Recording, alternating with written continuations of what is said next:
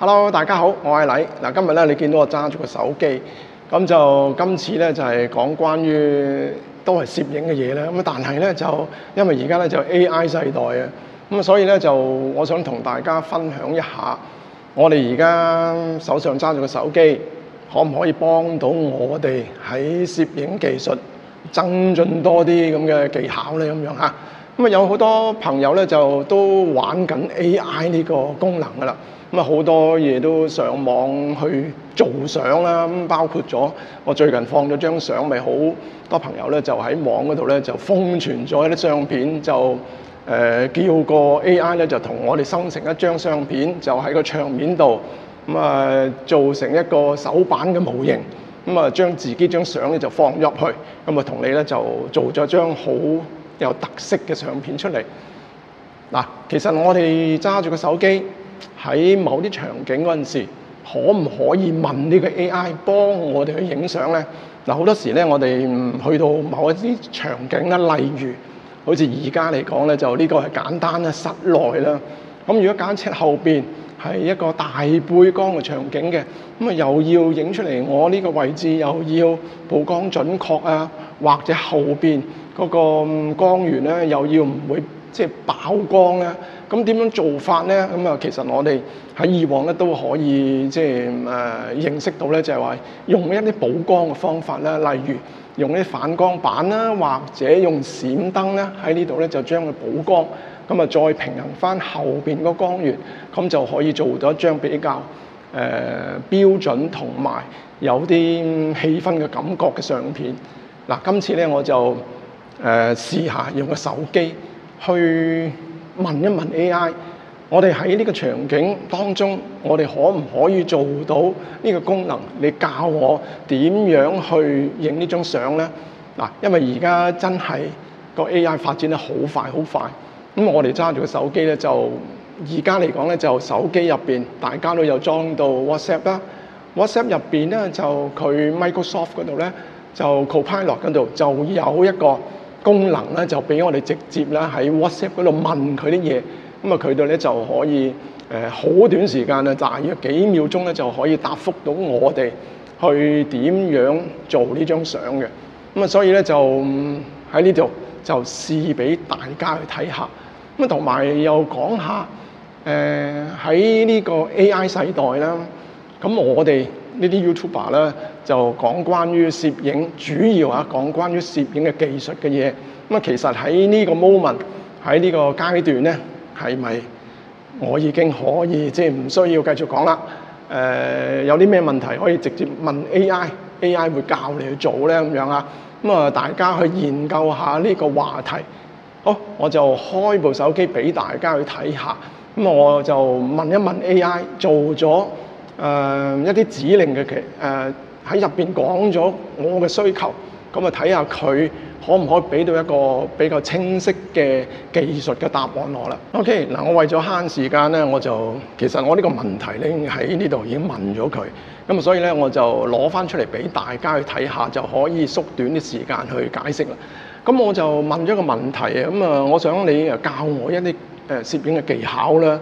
咁有位女士嗱，我就問佢問題，有位女士就企喺一個屋企嘅窗邊，咁啊側邊咧，咁啊窗面即係窗嘅側邊嗰度啦。咁啊後邊個光源，窗外嘅光源咧就好強烈喎。咁如果我需要咧同佢影一張相咧，就有氣氛啲啦。咁個主角咧又要有比較準確啲嘅曝光啦。而景物外邊，即係個窗外邊個景物咧，又要有一個理想嘅曝光，即係我正話所講話喺一個背光嘅情形去影相嗰陣時。咁同時咧，我亦都需要咧有一個散景，比較散景靚啲嘅效果。咁我應該點樣去影呢張相咧？嗱，咁我就問咗佢啦，佢即時咧就已經答咗我好快，唔使大約2-3秒咧，佢出咗好多答案出嚟。咁佢話咧呢個問題咧就非常有挑戰性啊，同埋極具創意力嘅拍攝景象。咁啊，因為你要兼顧到人物啦，同埋窗外個光源啦，又需要有散景啦，咁所以咧就喺控制光線啊，同埋鏡頭嘅選擇嗰時咧，就需要咧要做出一啲具體嘅技巧啦。咁嗱喺光線嘅控制嗰度啦，咁佢就教我哋咧用一個反光板啦，或者補光燈嗱。呢一樣嘢佢啱嘅，即係話喺一啲背光情形咧，就用一個反光板或者補光燈，咁啊包括咗閃燈又好，或者 LED 燈又好。咁喺一個窗外嘅強烈嘅光線下咧，因為通常咧大家知道咧喺背光情形咧，我哋呢塊面咧就每個光源咧就喺室內就唔夠，咁所以咧就比較個曝光值咧就暗咗，會好多級嘅。咁啊，所以咧就喺呢度嚟講咧，就佢俾到個答案我哋咧就好清晰啦。好啦，嗱，咁佢又教我哋啦，咁啊盡量咧就唔好喺陽光避免直射到個光線啦。咁啊，令到咧就太過刺眼啦，或者呢啲用窗簾擋一擋佢啊，做一啲柔和嘅氣氛啊。咁嗱呢一度咧就好籠統咁樣講咗俾我哋聽。咁但係呢一度咧就佢就建議啦，嗱建議我哋咧就用一個大啲嘅光圈去影相。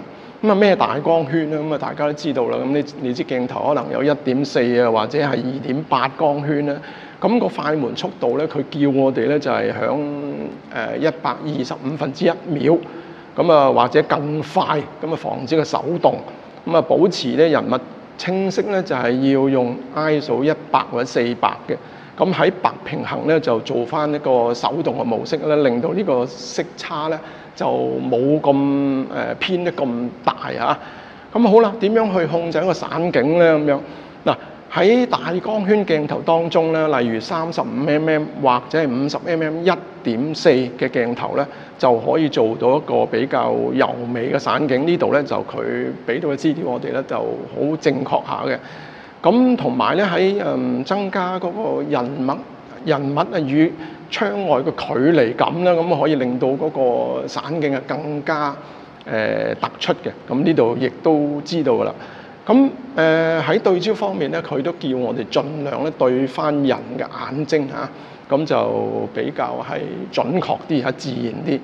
咁喺構圖嗰度就唔需要講啦。好，我哋再睇落去啦。佢問，即係我問咗佢咧，佢俾咗好多答案我啦。咁嗱，佢甚至咧就叫我哋用一個 HDR 嘅模式去拍攝。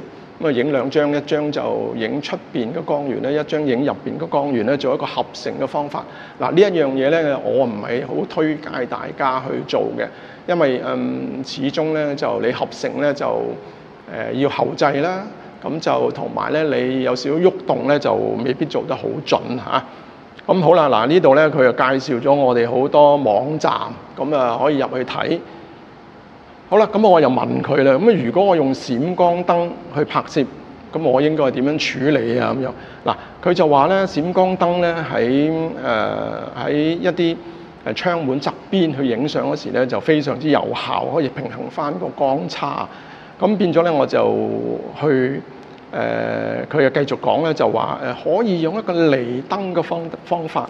咩叫離燈嘅方法咧？嗰陣時我都講過下噶啦。咁啊，將支閃燈喺個機頂嗰度咧，就唔裝落機頂，拎出去側邊做一個補光嘅方法。咁啊，亦都可以用一個柔和光線嘅燈罩嚇，咁啊柔光箱，咁啊令到一個嗰個畫面比較 soft 啲啊。咁光源方面咧，咁佢有實際計翻即係個距離啦。咁呢度咧就都幾清晰嘅，但係佢純粹咧就係教我哋點樣利用某啲嘢去影嘅啫。咁但係咧實際去真係去影嗰時咧，點樣做咧？佢呢度就冇講，純粹俾到一啲資料性嘅嘢我哋。咁好啦，嗱，咁佢就話個相機同埋個閃燈又點樣去設定啊？咁佢就叫我哋用2.8光圈或者4光圈咧，保持一個背景嘅散景啦。咁喺快門嗰度咧，就160/1秒至到200/1秒，咁就 ISO 咧200至到400。咁啊，跟住咧就用閃光燈咧，就去做一個減光啊，用32/1，甚至係調節去1/4嗰度，用手動嘅模式去做一個嗰個光源嗰個 power， 即係個能量有幾多。咁色溫咧，佢就叫我哋 set 去5500K。好啦，嗱，咁呢度咧就佢都講咗好多嘢嘅，亦都教我哋咧用一啲色片啊，咁啊即係色溫嘅濾片啦 CTO 咧就令到一個室內嗰個光源同室外個光源個白平衡咧就拉翻平佢。咁嗱，我就問佢啦，我話你嘅建議咧，似乎咧就有啲問題出咗嚟啦。咁啊，如果我哋用2.8或者4光圈快門160分之一秒至到200分之一秒，咁 ISO 喺200至到800，咁窗外個曝光值咪有機會咧就過曝咧，即係一片係白晒啦，咁啊睇唔到出邊嘅景物嘅。咁佢就答我啦，佢話：喂，你講得好啱啊！呢個問題咧，如果窗外嘅個光源好強咧，就會搞到即係一片嘅白晒㗎啦。咁變咗咧就喺呢個佢點樣教我哋點樣去做咧？嗱，佢就話咧，佢話因為你嗰個窗外嘅光源嘅曝光值咧，就需要咧就係針對翻你可能嗰個光圈咧就要收翻細咧。咁但係咧，如果快門咧去到250分之一秒，或者甚至去到500分之一秒去控制嗰個快門。咁好啦，如果呢一樣嘢可以做到嘅，咁佢又冇話俾我哋聽，你支燈可唔可以去到咁高速同步啦？或者你個相機有冇一個高速同步啦？咁呢度咧就好簡單，係即係會係非常之輕大過咗呢樣嘢，咁啊變咗就唔夠嗰個教我哋嗰個細緻度就唔夠強烈啊！咁好啦，咁我問佢，如果佢就話喺建議方面啊，喺建議方面就係用5.6或者8光圈就保留嗰個細節啦。咁而快門咧就去到250至到500分之一秒。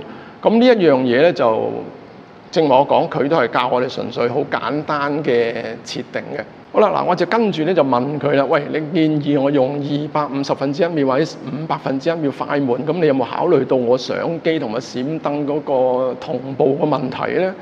咁因為我架相機咧個最高嘅夾燈嘅快門咧只係200分之一秒嘅啫。咁呢個問題點樣解決啦？佢又出咗咧就教我哋啦。咁佢話呢個問題非常之專業啊，咁啊完全係正確嘅。咁如果用一個高速快門去夾燈咧，就會出現咗一啲半張黑色嘅畫面喺度，咁就即係俗稱叫唔夾燈啦。佢都解釋咗呢樣嘢。咁嗱呢一度咧，我追問咗佢之後咧，佢先至叫我哋用一個高速同步。咁咧呢個高速同步咧，早輪我都亦都講過，即係介紹過啦。咁佢話你可以用一個高速同步嘅閃燈去配合你嘅相機去做啦。咁好啦，咁啊佢亦都咧教我哋用一個 ND filter 即係減光嘅濾鏡。咁啊喺我啲片度咧，亦都教過大家用一個減光嘅濾鏡咧，就將個光圈攞大佢，咁就配合一個閃燈嘅光源，咁就個 filter 咧其實咧就係話將室外嘅光源咧就撳到最暗，咁啊變咗有一個即係唔會令到佢曝光過度。咁而個 ND filter 咧，我哋落咗之後咧，就將個光圈攞大咗佢啦，咁啊變咗有個散景效果喺度啦。咁然之後我哋計算翻閃燈用幾多嚟補翻落去，咁我哋就可以影到一張比較標準啲嘅大背光嘅相片啦。好啦，佢呢度都教得幾好嘅。嗱，講到呢度咧，俾咗個問題佢，咁但係咧佢呢個問題咧就唔係好細節咁描述俾我哋聽，亦都唔係好細節教我哋點樣去影。我哋咧就需要直接問佢，俾翻一啲資料性嘅嘢佢先至可以咧就繼續講落去。咁啊呢個咁嘅 AI 咧都幾有趣下嘅。咁好啦，我喺呢度咧又問佢啦。咁如果我真係需要喺屋企去沖晒一啲彩色底片，又點樣做咧？嗱，佢又出晒嚟，又教晒我哋買啲咩工具啦。咁啊，又量杯啊，又溫度計啊，用藥水啊 C41啊。咁喺顯影方面啊，同埋嗰個漂白方面啊，同埋個 fixer 定影劑嗰度咧，個 stabilizer 咧又全部寫晒出嚟，就好詳細嘅。咁我又問佢，我話喂，咁如果我哋沖呢個 developer 嗰陣時咧，咁需唔需要將啲藥水喐動啊？嗱，佢又即時咧又講咗佢話係要喐動嘅。咁點解個需要搖動嗰個桶咧？咁樣嚇，佢就話咧就分析咗咧，就係話避免嗰啲空氣啲氣泡咧就黐住咗喺底片度咧，就變咗某一點咧就沖唔到啲藥水，掂唔到佢。嗱，呢度佢講得好好啊！咁其實咧佢呢個 AI 咧最主要就係話喺網上揾到啲資料，好短時間咧就同我哋作出一個分析嘅。咁所以咧就喺攝影方面咧，似乎咧就我覺得佢都幾方便下。咁好啦，嗱，我講到呢度咧就唔好再用太多時間去慢慢講落去啦。反而咧我就即時咧就喺呢度試俾大家。咁啊，用一個即時問佢個模式。嗱，下邊呢一度咧就嗱，我就話請你講下有關 ND filter 減光嘅濾鏡嘅種類咧、用途咧，喺啲咩場景下咧可以用到呢啲濾鏡咧，同埋我哋嗰個減光嘅級數、個級別同埋個代號係點咧？嗱，我就問一問佢啦。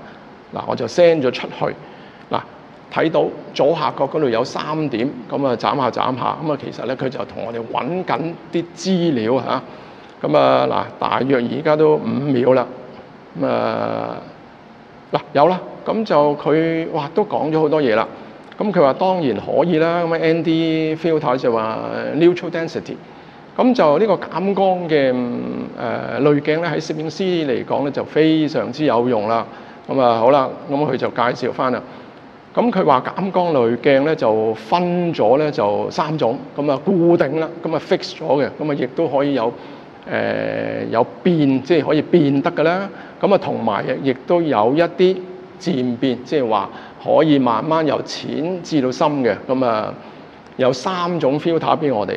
咁佢話喺一個用途方面啊，佢話當我哋長步嗰陣時咧，咁啊做一啲流水啊、雲霧啊、車軌啊，咁就可以用一啲 ND 嘅 filter。咁而喺拍攝嘅過程咧，例如咧用1.4光圈嗰陣時拍攝人像咧，就避免過曝咧，就可以咧就落一啲 ND filter。嗱，呢度佢講得都好清晰下嘅。好啦，喺拍攝 video 嗰度咧，亦都佢介紹埋喎。咁佢話因為需要有啲電影感咧，我哋喺拍攝 video 嗰陣時咧，就嗰個快門咧，通常咧就係攞咗去1/50秒啊。咁變咗啦，如果我哋用1/50秒喺outdoor即係室外嘅場景嗰陣時咧，通常咧就會 over 咗啊，係咪啊？咁所以咧佢就教我哋落一個 ND filter，咁啊令到個快門可以降低到1/50秒去拍攝。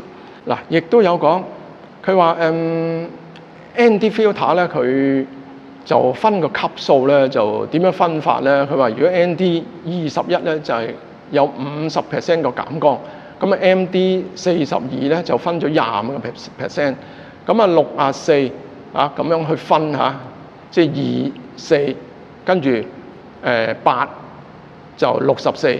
好啦，嗱喺呢度咧就講咗咁多啊！嗱，你見到啦，見到喺10秒、8秒咧，佢呢個 AI 咧就已經係出咗嚟啦。咁就教我哋點樣去利用一啲器材啦，或者拍攝嗰個技巧啦，包括咗光圈、快門、落閃燈嘅嘢。咁係咪都幾方便下咧？咁有冇啲朋友真係未嘗試用 AI 去問呢個攝影嘅問題咧？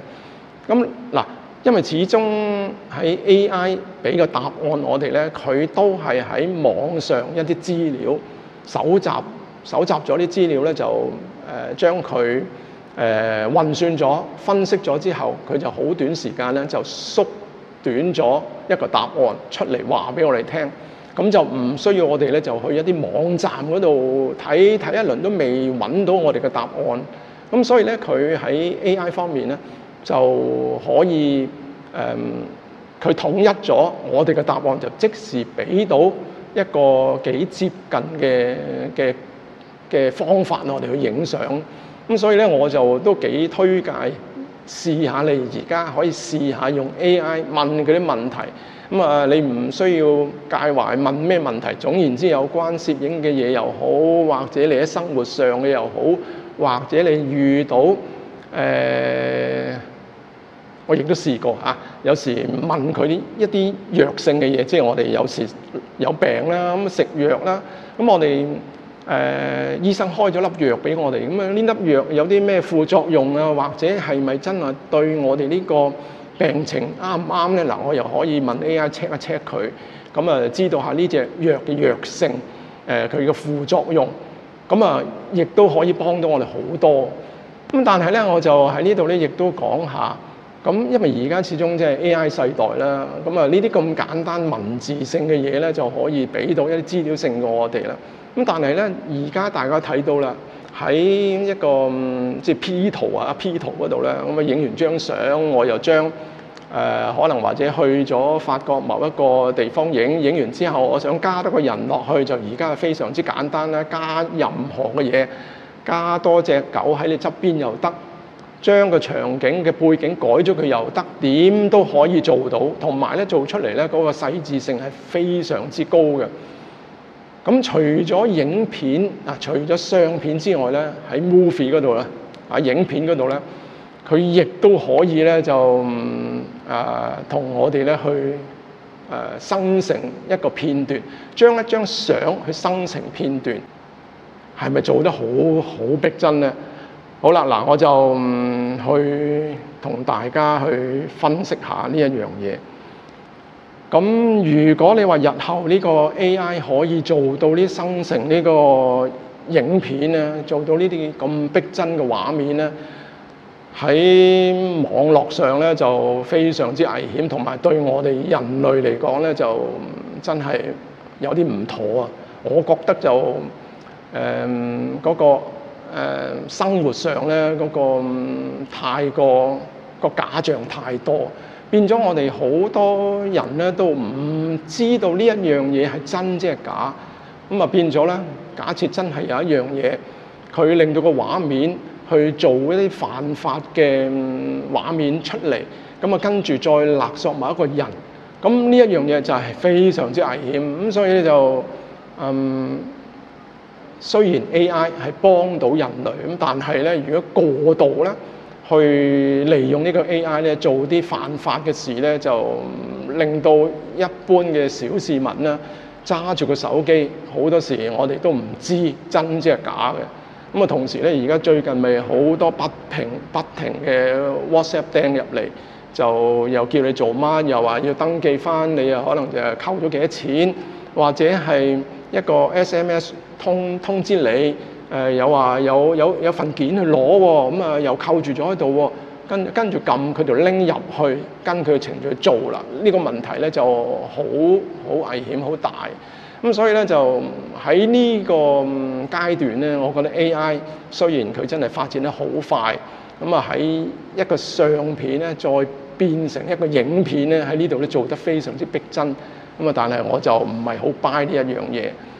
咁好啦，嗱，我講咗咁耐咧，就其實我目的咧就係話喺呢個時刻咧，咁啊，我都想咧就將嗰個 YouTube 嘅影片咧，即係喺攝影嘅技巧方面咧，我就可能會縮減，或者甚至咧就唔會講咁多啦。咁可能我都會間中出去影下相，放上去 YouTube 俾大家去分享一下，因為喺技術方面咧，就我哋以往學咗呢啲咁嘅攝影嘅技巧咧，喺而家嘅世代咧，佢 AI 咧就將網上一個搜查嘅功能咧，就揾到呢啲咁嘅答案出嚟，就分析俾我哋聽，教我哋點樣做。